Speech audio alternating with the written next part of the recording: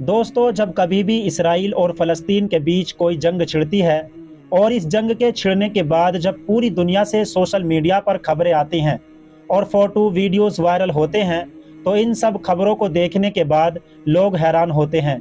जिस चीज़ को देखकर लोग हैरान होते हैं वो चीज़ है जंग के दौरान इसराइल और फ़लस्तीन के आसमान का मंजर।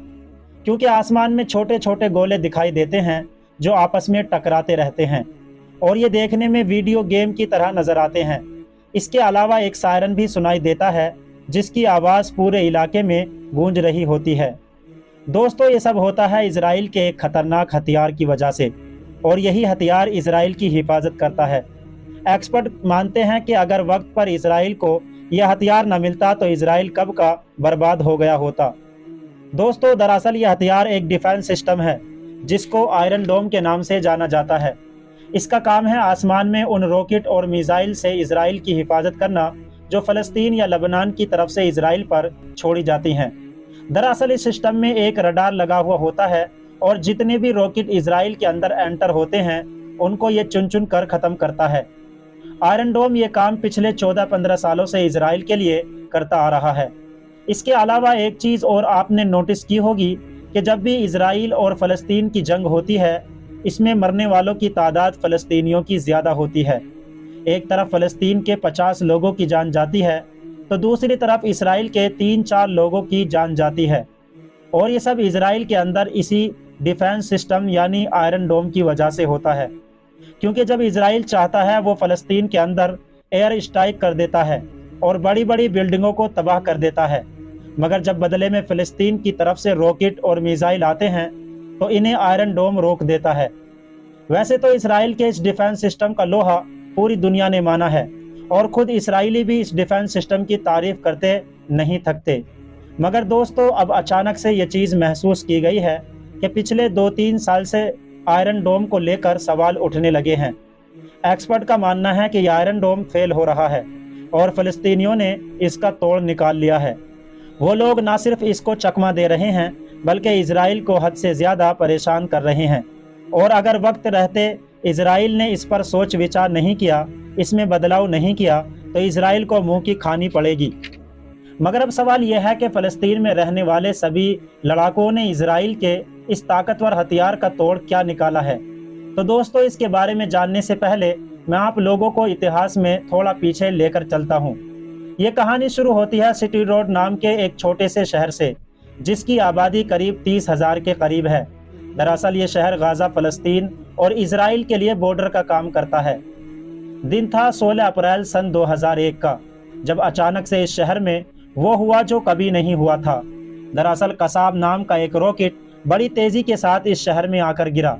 पूरे शहर में अफरा तफरी का माहौल बन गया, और ये रॉकेट घरेलू था जो बड़े सस्ते में तैयार किया गया था, जिसे फ़लस्तीनियों ने छोड़ा था, और इसके बाद मानो रॉकेट की झड़ी लग गई। अब जैसे जैसे वक्त गुजरता जा रहा था वैसे वैसे इसराइल में दहशत बढ़ती जा रही थी और इसराइल का नुकसान भी बढ़ता जा रहा था। फ़लस्तीनी घर बैठे ही उन पर रॉकेट छोड़ते रहते थे, मगर इसराइल भी कहाँ चुप बैठने वाला था, उसने भी इनका तोड़ निकालना शुरू कर दिया। इसराइल का नुकसान और भी ज़्यादा जब बढ़ गया जब हिजबुल्लाह ने जंग में इसराइल पर बहुत सारे रॉकेट छोड़ दिए, जिसमें इसराइल के 44 लोगों की मौत हो गई। 2007 में इसराइल के रक्षा मंत्रालय की तरफ से ये फैसला कर लिया गया कि हम सुरक्षा कवच यानी एक डिफेंस सिस्टम बनाएंगे, और इस काम में, इस नई टेक्नोलॉजी में उसकी मदद की उसके दोस्त अमेरिका ने। फिलहाल एक लंबे समय के बाद सन 2011 में ये सिस्टम ना सिर्फ बनकर तैयार हुआ बल्कि इसने अपना काम करना भी शुरू कर दिया। धीरे धीरे इसने अपनी काबिलियत के सबूत भी दिए और पूरी दुनिया में अपना लोहा मनवाया, और जब से ये आया उसने पूरी दुनिया में खलबली मचा दी। लेकिन दोस्तों, पिछले 2-3 सालों में मामला फिर से उल्टा पड़ने लगा है, और जिस सिस्टम का लोहा पूरी दुनिया मानती थी वो फेल होने लगा है, क्योंकि इसके विरोधियों ने इसका तोड़ निकाल लिया है। दरअसल दोस्तों, हुआ कुछ यूँ कि जब इसराइल ने आयरन डोम को इस्तेमाल करना शुरू किया, हमास और इस जैसे जितने भी ग्रुप थे इससे काफ़ी ज़्यादा परेशान हुए थे। मगर जैसे जैसे वक्त गुजरता गया उन्होंने अपने आप को इस आयरन डोम के हिसाब से ढालना शुरू कर दिया। उन्होंने पहला तोड़ ये निकाला कि उन्होंने अपने मिसाइलों की संख्या बढ़ा दी। मिसाल के तौर पर पहले वो 4 मिसाइल एक साथ छोड़ते थे तो अब 12 छोड़ने लगे। कई बार तो उन्होंने 100 से भी ज़्यादा मिसाइलें एक साथ दाग दी। और 2021 की जंग में तो उन्होंने 3-4 दिन में ही 1200 से ज़्यादा मिसाइल छोड़ दी, और ये सब आयरन डोम को चकमा देने के लिए ही किया जा रहा था। एक्सपर्ट ये मानते हैं कि भले ही आयरन डोम कितना भी ताकतवर हो, मगर इसकी भी अपनी एक लिमिट है, और ये बात मायने रखती है कि वो एक साथ कितनी मिसाइलों से टक्कर ले सकता है।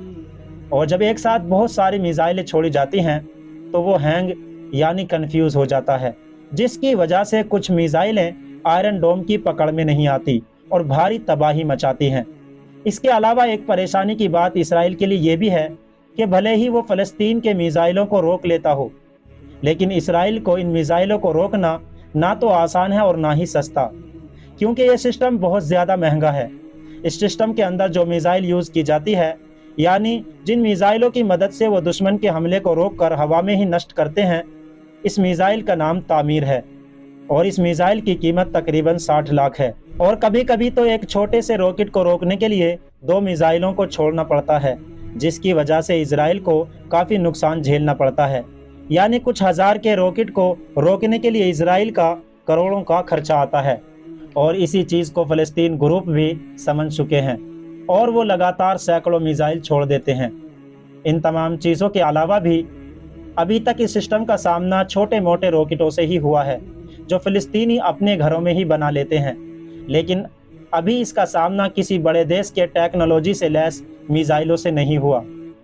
तो इसीलिए माना जाता है कि अभी इस डिफेंस सिस्टम आयरन डोम का इम्तहान होना बाकी है। फिलहाल दोस्तों, आज की वीडियो में बस इतना ही।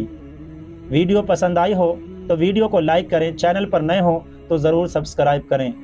शुक्रिया।